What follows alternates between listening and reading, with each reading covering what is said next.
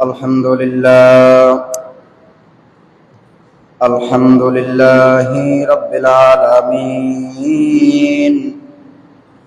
والعاقبة للمتقين والصلاة والسلام على من كان نبيا وآدم بين الماء والطين وعلى آله وأصحابه وأهل بيته وأولياء ملته وعلماء أهل سنته والناس أجمعين.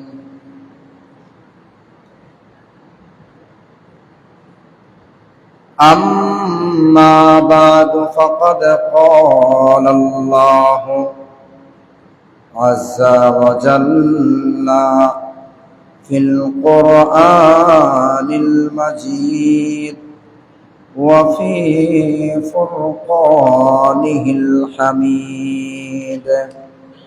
أعوذ بالله من الشيطان الرجيم ببركة وبفضل بسم الله الرحمن الرحيم.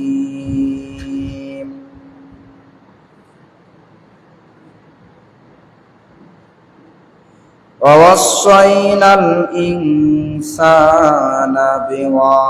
بوالديه حملته أمه وهنا على وهن وفصاله في عامين أن اشكر لي ولوالديك إلي المصير.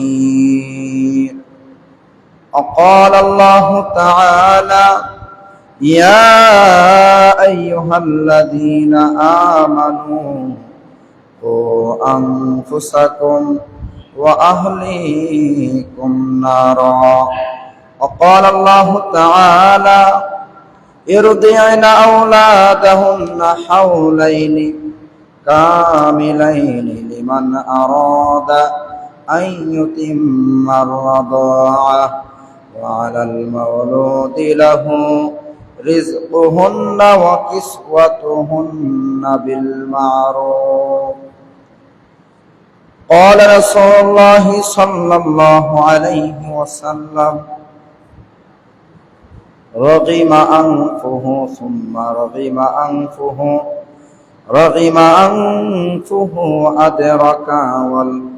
أدرك والديه عند الكبر أحدهما أو كلاهما ثم لم يدخل الجنة. رواه مسلم.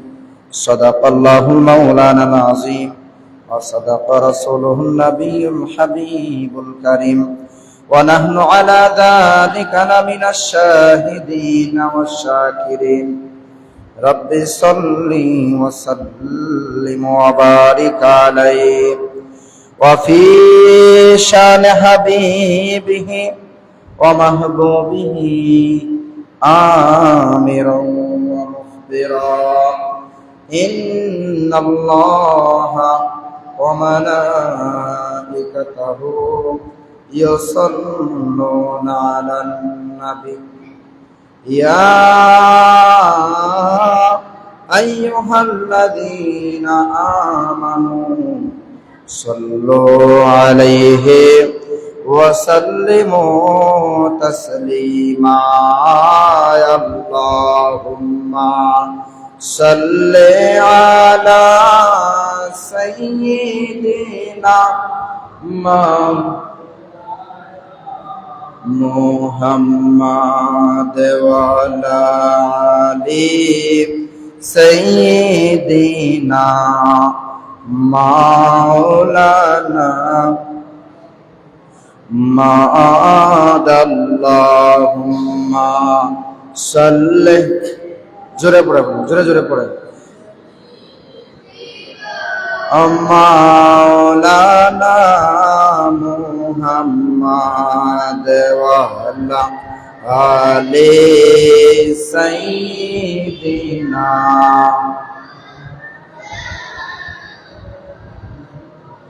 ছেলে যখন মাকে ভুলে, মা ছেলে ভুলে না,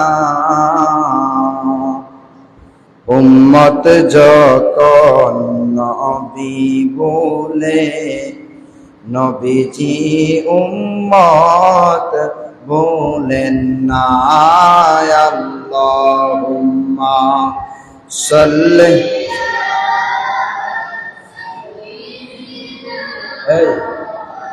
ওলানা মুহাম্মদ ওয়া আলা আলি সাইয়্যিদিনা। মাওলানা কোথায় গেলে পাবো তোমায়, ওগো শাহে মদিনা। মন তো আমার আর মানে না, যেতে চায় সোনার মদিনায়। আল্লাহুম্মা সাল্লি, মাওলানা মুহাম্মদ ওয়া আলা আলি, মাওলানা। জিকির করেন লা ইলাহা ইল্লাল্লাহ, লা ইলাহা ইল্লাল্লাহ, লা ইলাহা ইল্লাল্লাহ, লা ইলাহা লা ইলাহা ইল্লাল্লাহ, জোরে লা ইলাহা। কেন মুমিন প্রেম কেলা, মরার আগে মরণ বালা। কেন মুমিন প্রেম কেলা, মরার আগে মরণ বালা। জীবিত প্রাণে মরতে পারলে, জীবিত প্রাণে মরতে পারলে, গচিবে তোর সব জানা। লা ইলাহা লা, জোরে লা ইলাহা। কালমা লা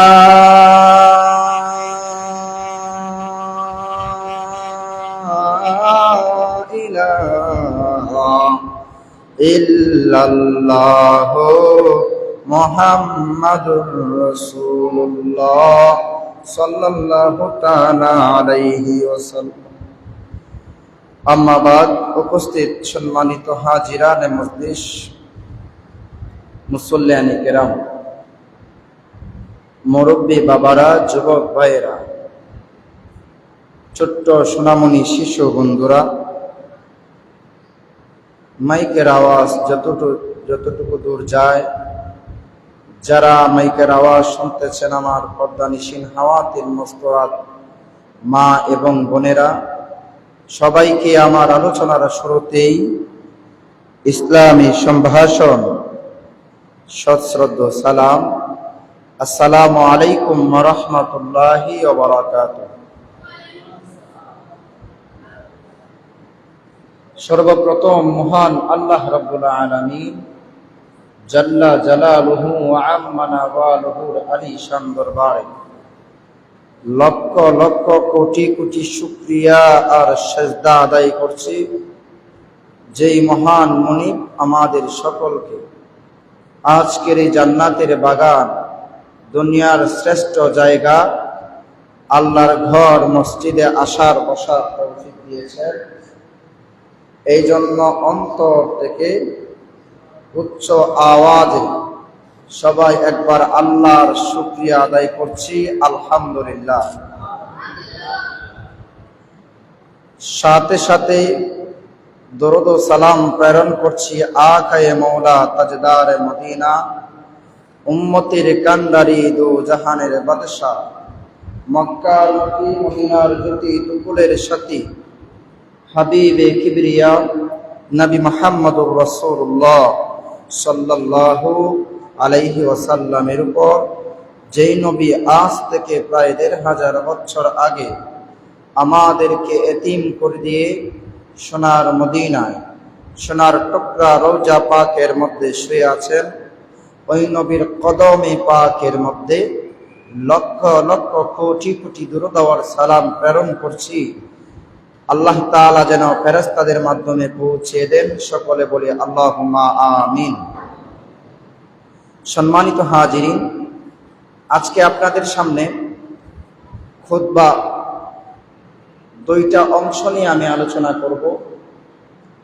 দুইটা অংশ একদম ভিন্ন ভিন্ন অংশ, একটার সাথে আরেকটার কোনো সম্পর্ক নেই। আমি প্রথম 15 মিনিট আপনাদেরকে পিতামাতার খেজমত বা মা বাবার হক সম্পর্কে আলোচনা করব। তারপরের 15 বা 10 মিনিট আমি আজকে কৃষি এবং বৃক্ষরোপণ নিয়ে আপনাদের সামনে আলোচনা করব।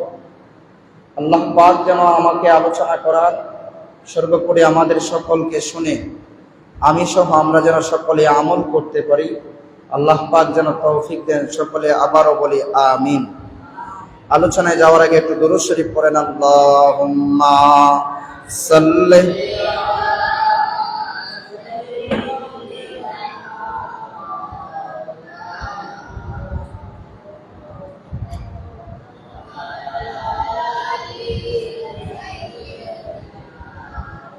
মাওলানা আল্লাহুম্মা সাল্লি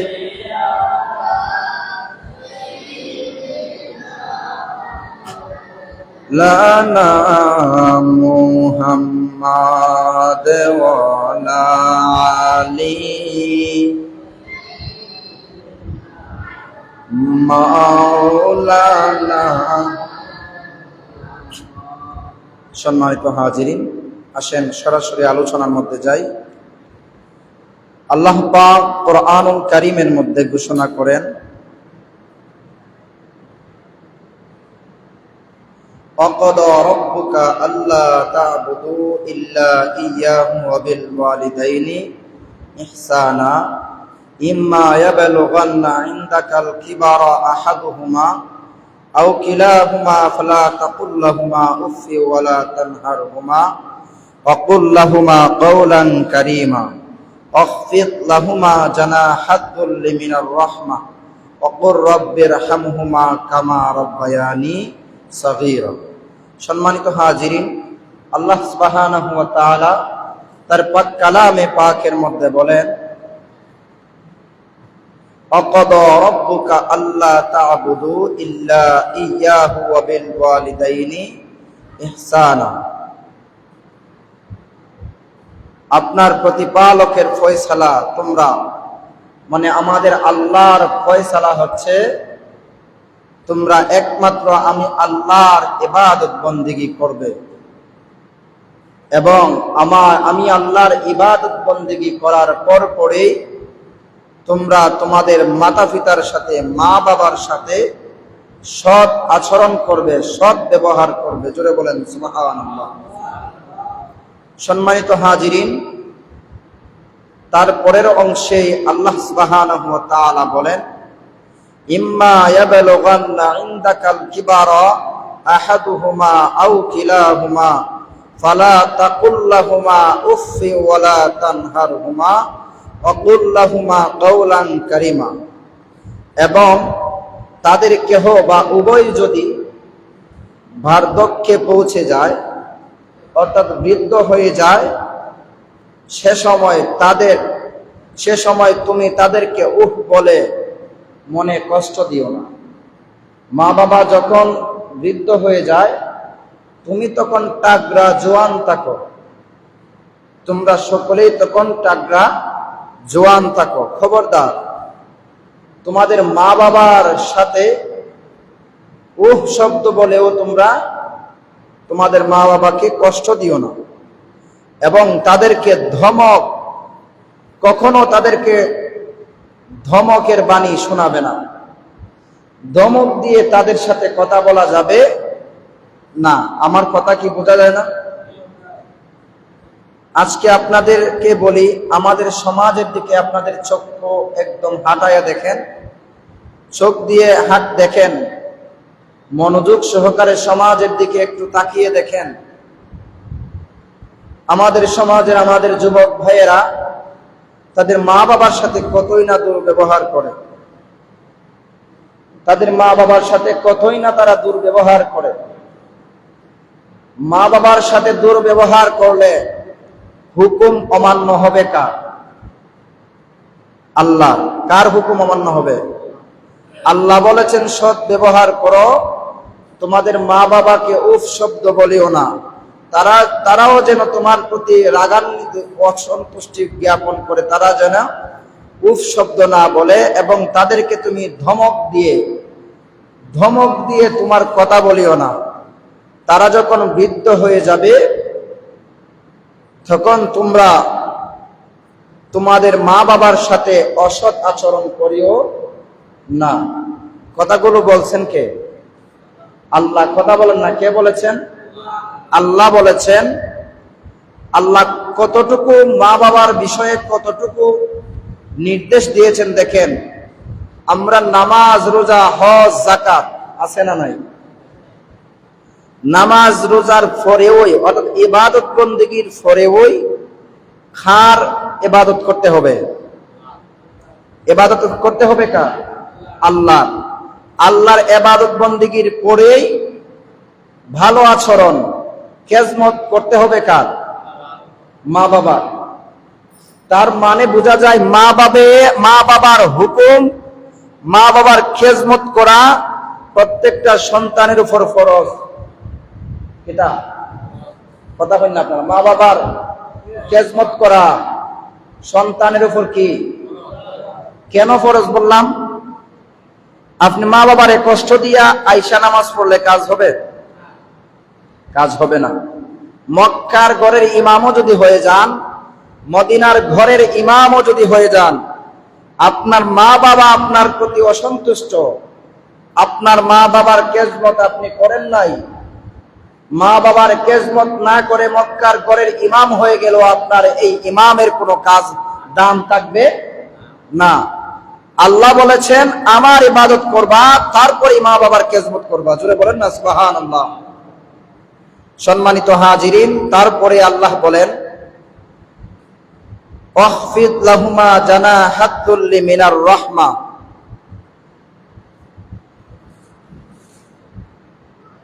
তাদের সাথে তোমরা নম্র ব্যবহার করবে, সম্মান সূচক ভাবে কথাবার্তা বলবে। মা বাবার সাথে কিভাবে কথা বলতে হয়? নম্রভাবে, নিম্ন সুরে, নাকি ধমক দিয়া? নিম্ন সুরে কথা বলতে হবে, ধমক দিয়ে কথা বলা যাবে না। আর তাদের সামনে তোমরা দয়ার ঢানা বিছিয়ে দিবে এবং মুনাজাতের মধ্যে বলবে ওয়াকুর রাব্বির হামহুমা কামা রাব্বায়ানি সগীরা। আল্লাহ সুবহানাহু ওয়া তাআলা আমাদেরকে দোয়া শিখিয়ে দিচ্ছেন, ও আমার দুনিয়ার জমিনের আমার বান্দা বান্দিরা, তোমরা সকলেই তোমাদের মা বাবার জন্য দোয়া করো। ওয়াকুর রাব্বির হামহুমা কামা রাব্বায়ানি সগীরা। তোমরা মুনাজাতের মধ্যে বলো, হে আমার প্রতিপালক আল্লাহ, হে আমার প্রতিপালক, আপনি তাদেরকে রহম করুন। হে আমার প্রতিপালক, তুমি আমার মা বাবাকে রহম করো, এবং যেমন শৈশবে তারা আমাকে রহম করেছে, শৈশবে যেভাবে আমার মা বাবা আমাকে লালন পালন করেছে, আল্লাহ শৈশবে আমার মা বাবা যেভাবে আমাকে দেখাশোনা করেছে, দেখভাল করেছে, আল্লাহ তুমি আমার মা বাবার প্রতি তদ্রূপ ভাবে রহম করো। জোরে বলেন না সুবহানাল্লাহ। আল্লাহ পাক আমাদেরকে এই দোয়াটা শিখিয়ে দিচ্ছে। আমার সাথে একবার পড়েন, রব্বির হামহুমা। পড়েন না সবাই, রব্বির হামহুমা কামা রব্বায়ানি সগীরা। তারপরে আল্লাহ পাক কুরআনুল কারীমের মধ্যে অন্য আয়াতে কারিমার মধ্যে বলেছেন,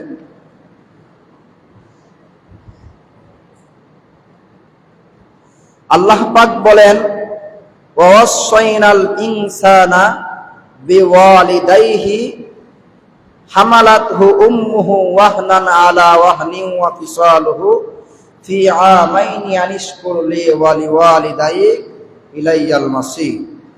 আল্লাহ সুবহানাহু ওয়া তাআলা তার মহাগ্রন্থ আল কোরআনের মধ্যে বলেন, আল কোরআনুল কারীমের মধ্যে ঘোষণা করেন, আমি মানুষকে তার মাতা পিতার সম্পর্কে আদেশ করেছি, আমি আমার বান্দাদেরকে আদেশ করছি, তার মাতার যে ক্লেশ বা চুল আছে, এই ক্লেশ সহ্য করতে, অর্থাৎ মাতার মধ্যে যতটুকু চুল আছে ততটুকু পরিমাণ তার মা বাবা তার জন্য কষ্ট স্বীকার করেছে। জুড়ে বলেন না সুবহানাল্লাহ। এবং তাকে এই কষ্ট সহ্য করে তারে গর্ভধারণ করেছে। বাবা এবং মায়ের মাধ্যমে আমরা দুনিয়াতে এসেছি। ওই মা এত কষ্ট করেছে আমাদের জন্য, 10 মাস 10 দিন আমাদেরকে গর্ভধারণ করেছে। কথা বলেন না, মা বাবা আমাদেরকে কয় মাস? 10 মাস 10 দিন গর্ভধারণ করেছে। আমি আপনাদেরকে প্র্যাকটিক্যালি একটা জিনিস বলি, মা বাবার কষ্টটা যদি আপনারা না বুঝেন, আপনাদের পেটের মধ্যে একটা পাথর বাঁধবেন, পেটের মধ্যে ওজন একটা কিছু বাঁধবেন, দেখবেন আপনারা হাঁটতে পারেন কিনা, উপরে ভিতরে তো হবে না, হাঁটতে পারবেন কিনা দেখবেন। ঘুমাইতে কত কষ্ট হয়, হাঁটতে কষ্ট করতে হয়, বসতে কষ্ট করতে হয়। অথচ আমাদের মা বাবা আমাদের জন্য কত কষ্ট করেছে। বাবা পাহাড় জঙ্গল বেয়ে, বাহিরে বাবার বন্ধু বান্ধব যদি কোনো কিছু বাবার হাতে দিয়েছে, বাবা নিজে না খেয়ে সন্তানের জন্য নিয়ে এসেছে, ঠিক না? আল্লাহ পাক রব্বুল আলামিন বলেন, তোমাদের মা তোমাদের জন্য এতই কষ্ট করেছে। এবং প্রত্যেকটা মায়ের উচিত তার সন্তানকে 2 বছর, প্রত্যেকটা মায়ের উচিত তার 2 বছর পর্যন্ত তাকে 24 মাস 2 বছর পর্যন্ত তাকে দুধ পান করাবে। কয় বছর? 2 বছর। কথা বলেন, কয় বছর? মা বোনেরা যারা আলোচনা শুনতেছেন একটু লক্ষ্য করবেন, আমাদের সমাজের মধ্যে দেখেন প্যাকেটের দুধ বাইর হয়েছে। এই দুধ পান করা, সন্তানকে দুধ পান করায় না? সন্তানকে আল্লাহ পাক বলেছেন, তুমি তোমার বুকের দুধ পান করাও। কয় বছর? 2 বছর। 24 মাস মানে হচ্ছে 2 বছর। কিন্তু জন্মের কয়েকদিন পর থেকেই তুলা খাওয়ানো, বা ওই সমাজে যেটা হয় তুলা খাওয়ানি, এই খাওয়ানি, সেইখানে আগর বাগর অনেক কিছু আছে না? সন্তান পুষ্টিকর, সন্তান আপনার ব্রেইন ফ্রেশ থাকবে, সন্তানের মেধা বৃদ্ধি পাবে আপনার বুকের দুধের মাধ্যমে। আপনি যখন বাহিরের খাবার সন্তানকে খাওয়াবেন, আল্লাহর দেয়া নিয়ামত আর মানুষের বানানো নিয়ামতের মধ্যে ব্যবধান আছে না? নাই? আছে না? আল্লাহ পাক কুরআনুল কারীমের মধ্যে এটাই বলেছেন, যেন তুমি শুকর আদায় করো এবং তোমরা যেন তোমাদের মাতা পিতার দিকেই যেন ঝুঁকে থাকো, প্রত্যাবর্তন করো, ঝুঁকে থাকো, মা বাবার দিকেই যেন তোমরা তাকাও। এই জন্য কয় মাস দুধ খাওয়ানোর কথা বলছে? 24 মাস, মানে 2 বছর। কয় বছর? আমার কথা নাই, রব্বুল আলামিন বলেছেন হামালাতহু উম্মুহু ওয়াহনান আলা ওয়াহনি ওয়া ফিসালুহু ফি আমাইনি আনিশকুরলি ওয়া লিওয়ালিদাইক ইলাইয়াল মাসির।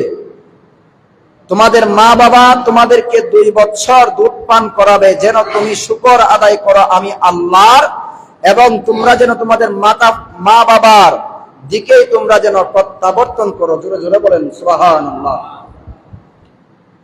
তারপরের আয়াতে কারিমার মধ্যে আল্লাহ বলেন ইয়া আইয়ুহাল্লাযীনা আমানু কু আনফুসাকুম ওয়া আহলিকুম নারা।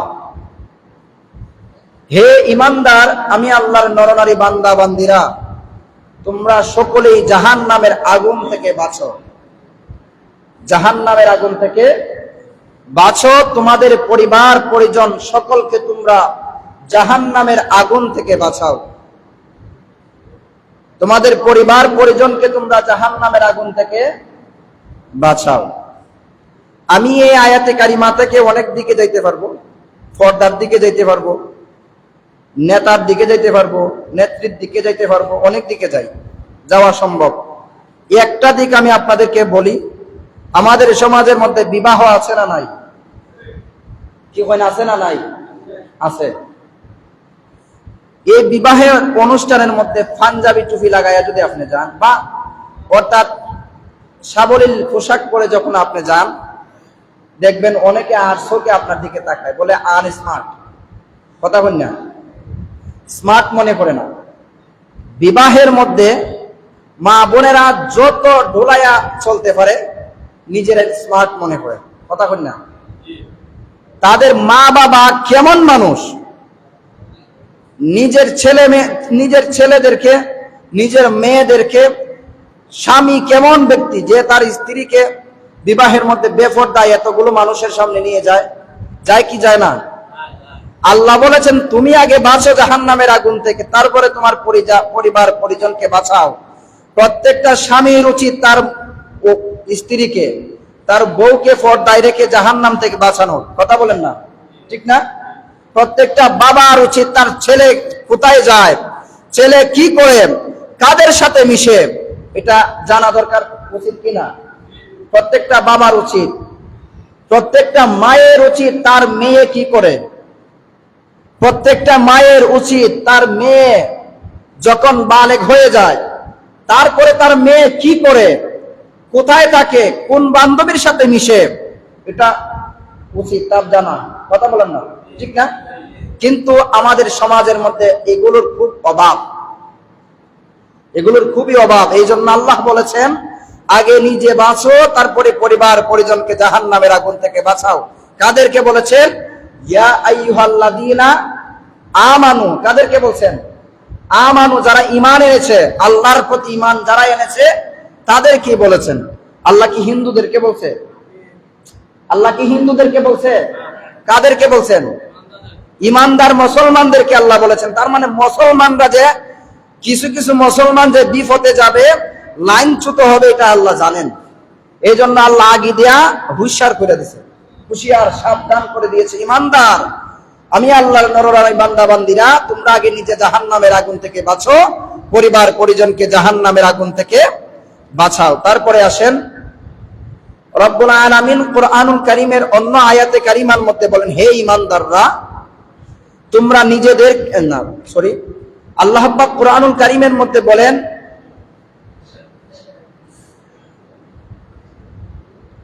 প্রত্যেকটা মাতা পিতার দায়িত্ব হলো, প্রত্যেকটা মা বাবার দায়িত্ব হলো, প্রত্যেকটা মার দায়িত্ব হলো তাকে দুধ পান করানো, এবং প্রত্যেকটা বাবার দায়িত্ব হলো ন্যায় সঙ্গতভাবে তাদের বস্ত্র আহার জোগাড় করা। কি জোগাড় করা? আহার জোগাড় করা। আমাদের এই বাংলাদেশের মধ্যে আমরা কিসের উপর নির্ভরশীল? বাংলাদেশের মানুষ কিসের উপর নির্ভরশীল? কৃষির উপর নির্ভরশীল। আমি আপনাদেরকে কৃষি নিয়ে আজকে কোরআন হাদিসের মধ্যে কি আছে এগুলো মোটামুটি বলার চেষ্টা করি ইনশাল্লাহ। কৃষির আলোচনা মসজিদের মধ্যে কোনো সময় শুনছেন নি আপনারা? শুনছেন না? কোরআনুল কারীম এবং হাদিসের মধ্যে কৃষি কাজ করা, বৃক্ষ বা গাছ লাগানোর ব্যাপারে অসংখ্য আয়াতে কারিমা, অসংখ্য হাদিসে মুবারাকা এসেছে। আল্লাহ পাক এগুলো শুনে যেন আমাদেরকে আমল করার তৌফিক দেন। সকলে বলি আমিন। একটু দুরূদ শরীফ পড়েন। আল্লাহুম্মা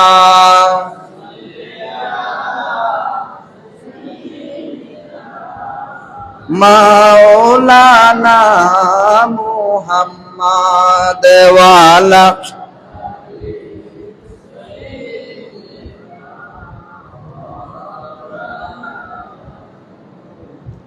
সম্মানিত হাজিরিন, আসেন আমি আমার আলোচনায় কৃষির উপরে কিছু বলি, বৃক্ষরোপণ করা এবং কৃষি কাজের উপরে।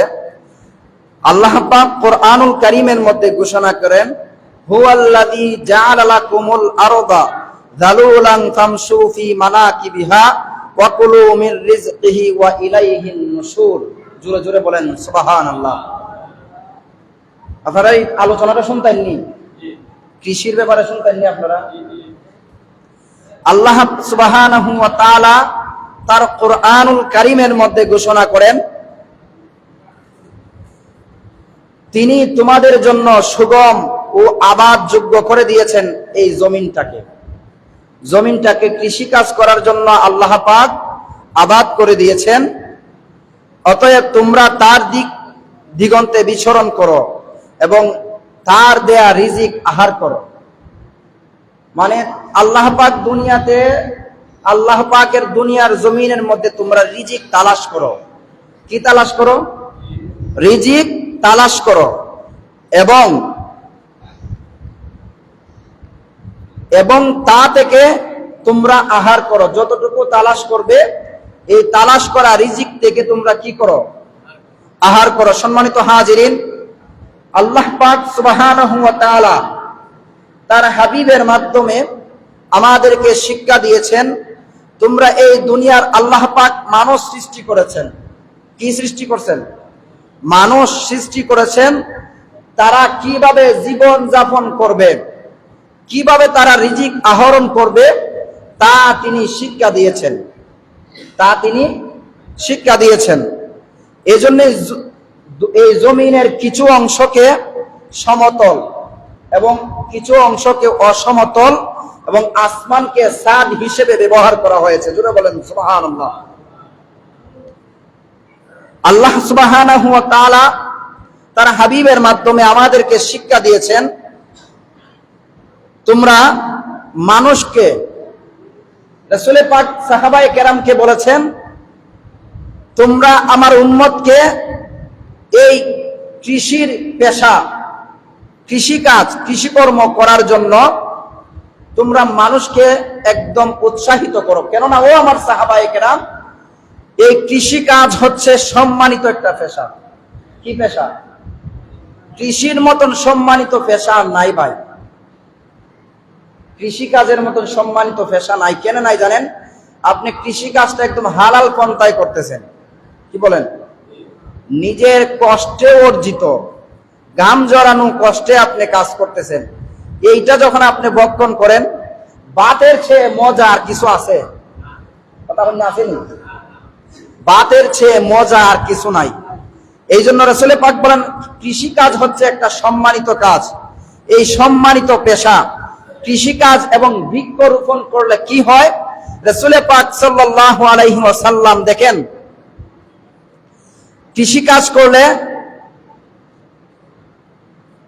কৃষিকাজ হচ্ছে মানুষের জীবন যাপন উন্নয়নের জন্য অন্যতম একটা মাধ্যম। কৃষি হচ্ছে অন্যতম একটা মাধ্যম। আর বৃক্ষ হচ্ছে ছায়া। এই বৃক্ষ মানুষকে শান্তি দেয়। কি দেয়? হই না গরম লাগলে হইনারে গাছের একটা পাতাও লড়ে না। হই না আমরা গাছের একটা পাতাও লড়ে না। গাছের পাতা লড়ে না আমরা বলি, কারণ এই যে আল্লাহর হাবিব বলেন, এই গাছ রোপণ যারা করবে, বৃক্ষ যারা রোপণ করবে, রোয়াইব, তাদেরকে গাছের মাধ্যমে শান্তি দেয়া হয়। যে বাতাস দিলে গরমের, যত গরম থাকুক, বাতাস থাকলে শান্তি থাকে কিনা? থাকেনি শান্তি? আল্লাহর হাবিব বলেন, এটা মানুষকে খুবই আরামদায়ক একটা কাজ, এবং গাছ হচ্ছে মানুষকে আনন্দ দেয়, মানুষের ভিতরে রাগ গোসা গাছ দূর করে। জুড়ে বলেন সুবহানাল্লাহ। কিভাবে? গরম থাকলে মাথা হট থাকে, গরমে মাথা নষ্ট থাকে। আমরা কই না বলে গরমের কারণে মাথা নষ্ট, কথা কম হইনি আমরা বন্ধু বান্ধব বা পরিচিত কথা কমায় গরম এমনি মাথা নষ্ট। রাসূল বলেন গরম থেকে বাঁচার জন্য মানুষকে আনন্দদায়ক জিনিস হচ্ছে গাছ রোপণ করা। আসেন গাছ ব্যাপারে, কৃষি হচ্ছে এমন একটা জিনিস, মানুষের জীবিকা সুখময়, মানুষের জীবনযাপন সুন্দর করার মাধ্যম হচ্ছে কৃষি। 2 নম্বরে কৃষি হচ্ছে হালাল রিজিক উপার্জন করার একটা মাধ্যম, হালাল রিজিক উপার্জন করার একটা মাধ্যম। 3 নম্বর হচ্ছে নবী রাসূলগণের আদর্শ হচ্ছে কৃষি কাজ করা। সুবহানাল্লাহ বলবেন না? নবী রাসূলগণের আদর্শ কি? কৃষি কাজ করা। যেমন হযরতে দাউদ আলাইহিস সালাম নিজ হাতে উপার্জিত বস্তু ছাড়া উনি ভক্ষণ করতেন না। সুবহানাল্লাহ বলেন। নিজের হাতে অর্জিত জিনিস ছাড়া উনি কোনো কিছু আহার করতেন না। হযরতে আদম আলাইহিস সালাম নিজেই কৃষি কাজ করতেন। হযরত আদম আলাইহিস সালাম কি করতেন? কথা কইন না আপনারা, কি করতেন? কৃষি কাজ করতেন। এবং আল্লাহর হাবিব সাল্লাল্লাহু আলাইহি ওয়াসাল্লাম নিজে ব্যবসা করতেন। ব্যবসাও কৃষির একটা মাধ্যম, কৃষির একটা শাখা। ব্যবসা কি? কৃষির একটা শাখা। আসেন হাদিসের মধ্যে কি বলা হয়েছে? রাসূল করিম সাল্লাল্লাহু আলাইহি ওয়াসাল্লাম বুখারী শরীফের আপনার 2320 নম্বর হাদিস, যাদের কাছে অ্যান্ড্রয়েড মোবাইল আছে এখনই দেখতে পারেন এটা। বুখারী শরীফের 2320 নম্বর হাদিসের মধ্যে রাসূল করিম সাল্লাল্লাহু আলাইহি ওয়াসাল্লাম বলেন, হযরতে আনাস ইবনে মালিক রাদিয়াল্লাহু তাআলা আনহু থেকে হাদিস, কোন মুসলিম যদি বৃক্ষরোপণ করে কিংবা খাদ্য শস্যের খাবারের কোনো কিছু উৎপাদন করে, এটা হতে পারে বিভিন্ন ফল ফলাদি, হতে পারে ধান, এগুলো যারা উৎপাদন করে, অতঃপর তা থেকে কোনো মানুষ, পাখি বা পশু পাখি, জীবজন্তু যারা এই থেকে আহার করে, এই আহার করার জিনিসটা যে ব্যক্তি এই উৎপাদনগুলো করছে তার নামে সদকা দেওয়া হবে। জুড়ে বলেন সুবহানাল্লাহ। আর রাসূল করিম বলেন সদকা আমার উম্মতের বিপদ দূর করে। সদকা কি করে? উম্মতের বিপদ দূর করে। আসেন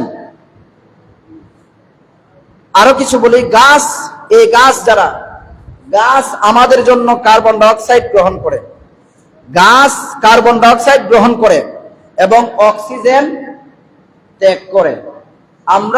আমরা কি মুখ থেকে যে শ্বাসটা বের হয় এটা কি?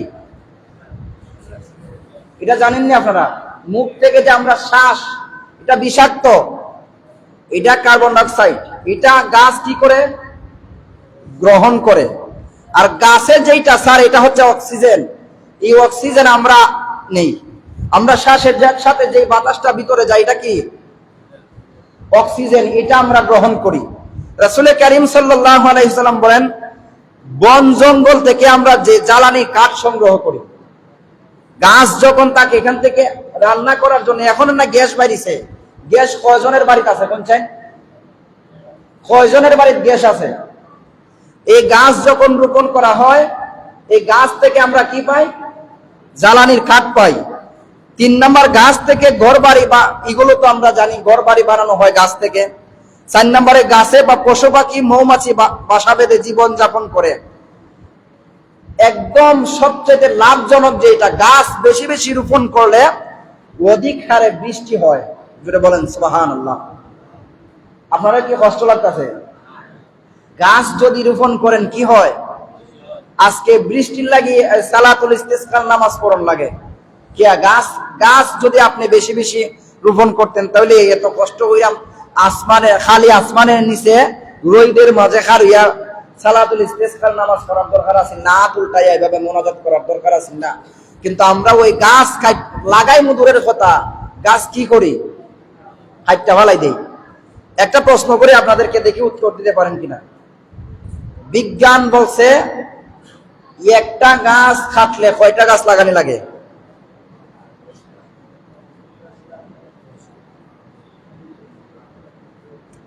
কয়টা? একটা গাছ কাটলে কয়টা গাছ লাগানি লাগে? কিন্তু আমরা কয়টা গাছ কাটি আর কয়টা গাছ লাগাই বলি? তারপরে আসেন, বিজ্ঞান এই গাছ থেকে ঔষধ তৈরি হয়। বিভিন্ন গাছের, যে কোনো গাছ লাগাই না, যে মসজিদে ছাদের উপরে আমি লাগাইছি অনেকগুলো গাছ, বিভিন্ন ফল ফ্রুটের গাছ লাগাই না আপনারা, তাহলে আপেল আর কমলা 200 টাকা 250 টাকা কেজি খাওয়ান লাগলো না। নিজের গাছ থেকে নিজে খাইতে পারতেন, একবার অরিজিনাল। আর আমাদের দেহটা এমন হয়েছে, আমরা অরিজিনাল খাইলে মজা পাই না, ওই ডুপ্লিকেট কিটা হয়, এই ফরমালিন যুক্ত খাবার খাইলে মনে হয় আরাম লাগতেছে, আর অরিজিনাল খাবার খাইলে মনে হয় যে বাজে খাওয়ান খাইতেছে। কথা হন ঠিক না? আল্লাহ সুবহানাহু ওয়া তাআলা আমাদের সকলকে গাছ লাগানোর মতন তৌফিক দেখ, সকলে বলি আমিন। গাছ কাটবাইন কম, লাগাইবাইন বেশি, এটা অভ্যাস করবেন। তাহলে আপনারা এই সমাজের দেখবেন অনেক মানুষ দেখেন শ্বাসকষ্টে মারা যায়, যায় না? শ্বাসকষ্টের মানুষ যে আছে, এই টানের রোগটা বেশি দিন থাকতো না যদি আপনি বেশি বেশি গাছ লাগান। টানের রোগকে আগে আসিলনি এক সময়, যখন পাহাড় জঙ্গল আসিল, তখন টানের রোগ মানুষ আসিল না। 2 দিনের বাচ্চার এখন টানের রোগ হয়ে যায়, কারণ সে যথেষ্ট পরিমাণ অক্সিজেন গ্রহণ করতে পারে না, যার কারণে তার টানের রোগ হয়। কথা বল না? গাছ লাগাইবেন, পরিবেশটা সুন্দর রাখবেন। আল্লাহ সুবহানাহু ওয়া তাআলা আমাদের সকলকে তৌফিক দিক, সকলে বলি আমিন। ওয়া আখিরু দাওয়ানা আলহামদুলিল্লাহি রাব্বিল আলামিন। আসসালামু আলাইকুম।